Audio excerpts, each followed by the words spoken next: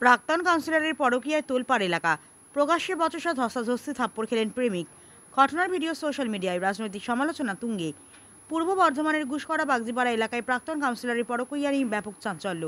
স্থানীয় সূত্রে জানা যায়, দীর্ঘদিন ধরেই স্ত্রীর পরকীয়া নিয়ে সন্দেহে ছিলেন স্বামী। দামি গাড়িতে এক যুবকের সঙ্গে স্ত্রীকে দেখে রাস্তার মাঝেই গাড়ি আটকান তিনি। শুরু হয় তীব্র বচসা ও ধস্তাধস্তি। মুহূর্তে ভিড় জমে, তীব্র যানজটের সৃষ্টি হয়। ঘটনার ভিডিও স্থানীয় কয়েকজন মোবাইলে ধারণ করেন এবং তা সোশ্যাল মিডিয়ায় ছড়িয়ে পড়ে। যদিও ভিডিও সত্যতা নিউজ চ্যানেল স্বতন্ত্রভাবে যাচাই করেনি। অভিযোগ, ওই যুবককে স্বামী প্রকাশ্য রাস্তায় চড়থাপ্পড় মারেন। জানা গিয়েছে, ওই যুবকের বাড়ি মেমারিতে এবং তিনিও বিবাহিত। দাম্পত্য জীবনের 8 বছরের দম্পতির একটি 6 বছরের সন্তান রয়েছে। প্রাক্তন কাউন্সিলর ওই মহিলা জানান, তিনি স্বামীর সঙ্গে আর থাকতে চান না। তবে ঘটনায় কোনো পক্ষই থানায় লিখিত অভিযোগ দায়ের করেননি। পুলিশ ঘটনাস্থলে পৌঁছিয়ে ভিড় সরিয়ে পরিস্থিতি স্বাভাবিক করে। পরে যুবক মেমারির উদ্দেশ্যে রওনা হয়। ঘটনা প্রসঙ্গে সিপিআইএম জেলা নেতৃত্ব বিনোদ ঘোষ বলেন, এটি ব্যক্তিগত বিষয় হলেও যখন একজন জনপ্রতিনিধির নাম জড়ায় তখন আমাদের সামাজিক আচরণ ও দায়িত্বের দিকটি মাথায় রাখা দরকার। এমন ঘটনা বাইরে না আসাই ভালো। বিজেপি জেলা নেতৃত্ব দেবাশিস সরকার মন্তব্য করেন, সম্পর্ক কে কার সাথে রাখবে সেটা দুজন ব্যক্তির মধ্যে নির্ভর করে। সম্পর্ক ব্যক্তিগত বিষয়, তবে জনপ্রতিনিধিদের ক্ষেত্রে এর প্রভাব জনসমক্ষে পড়তে পারে।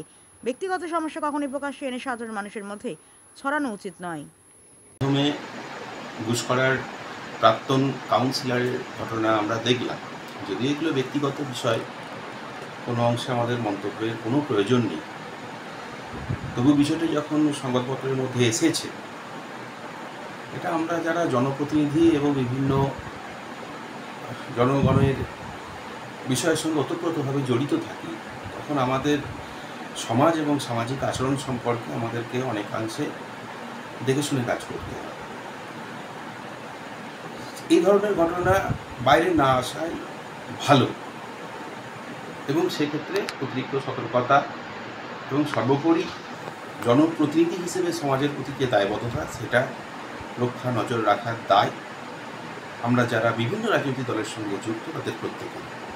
স্বাভাবিকভাবেই এই ধরনের ঘটনা ঘটা কোনোভাবেই অভিপ্রেত নয়। সম্পর্কটাকে কার সঙ্গে রাখবে সেটা সেই দুজন ব্যক্তির মধ্যে নির্ভর করে। এখানে সেটা তাদের ব্যক্তিগত বিষয়, এখানে বিশেষভাবে বলার কিছু থাকে না। কিন্তু বিষয়টা যখন একজন জনপ্রতিনিধির উপরে নির্ভর করে এবং সেই জনপ্রতিনিধি যিনি সাধারণ মানুষ দ্বারা নির্বাচিত, তো তখন তাকে একটু ভাবতে হয়।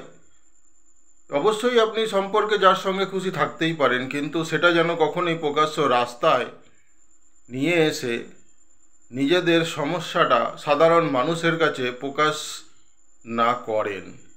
এতে সমাজে একটি বিরূপ বার্তা যায়।